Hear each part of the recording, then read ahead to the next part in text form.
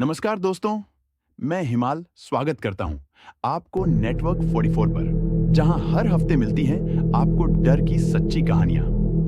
आज हम लेकर आए हैं एक ऐसी सच्ची भूतिया दास्तान जो जुड़ी है जामकोट गांव से।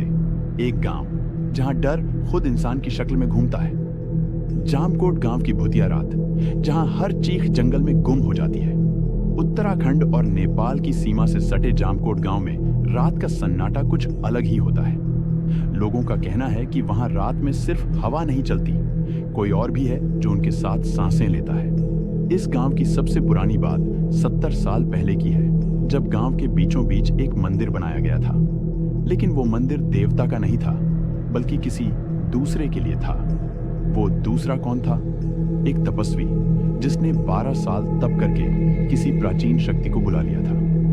उसने गांव वालों से कहा, अब यहां किसी को भी मरना नहीं पड़ेगा, लेकिन कीमत चुकानी होगी। हर पूर्णिमा को एक आत्मा।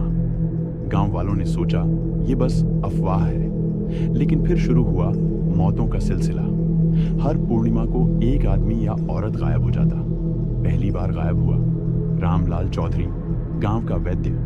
दूसरी बार दुलारी काकी, जो हमेशा मंदिर में पूजा करती थी। तीसरी बार किशोर, एक 16 साल का लड़का, जो मंदिर की छत पर कुछ देखकर चिल्लाया और भागा। पर सुबह उसकी लाश गांव के बाहर की नदी में उलटी पड़ी मिली। उसके चेहरे पर डर जमी हुई थी। गांव के कुछ बुजुर्गों ने मिलकर तपस्वी से सवाल पूछा, ये सब क्या है? तपस्वी बोला, अब रुकना मुमकिन नहीं। तुम सबने जिसे पितृ माना, वो अब इस मंदिर में बंद नहीं, वो पूरे गांव में घूम रहा है। अब गांव में रात होते ही दरवाजे बंद हो जाते। लोग बात करने से डरते थे। बच्चों को सांझ से पहले घर लाने की हिदायत दी जाती। एक रात माया नाम की लड़की की शादी थी। शादी में ढोल, नगाड़े, रोशनी सब था।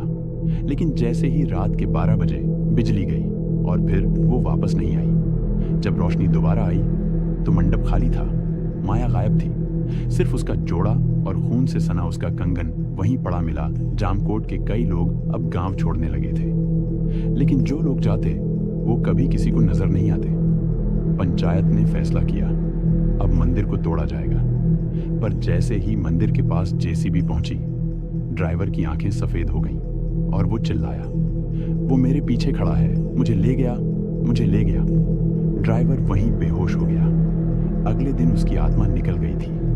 उसके हाथ पर जली हुई संस्कृत में लिखा था, मुझे मत जगाओ। एक स्थानीय पत्रकार विवेक सिंह इस पूरे रहस्य को जानने जामकोट पहुंचा। उसने कैमरा लगाया, ड्रोन उड़ाए, इंटरव्यू लिए और सबूत भी इकट्ठा किए। लेकिन फिर वो मंदिर के अंदर चला गया।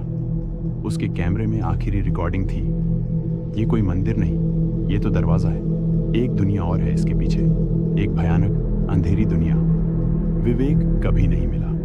अब जामकोट में मंदिर नहीं है, लेकिन उसकी जगह पे अब कोई घास नहीं उगती। गांव आज भी है, लेकिन वहां लोग बस नाम के हैं। जो भी वहां रुकता है वो कहता है कि रात को कोई धीमी सी सांसें लेता है, कोई जमीन के अंदर से कुछ मांगता है। शायद बलि अब भी पूरी नहीं हुई। अगर आप कभी जामकोट जाएं तो सूर्यास्त से पहले वापस आ जाइए, क्योंकि हो सकता है अगली सुबह आपका नाम भी किसी गुमशुदा की सूची में हो।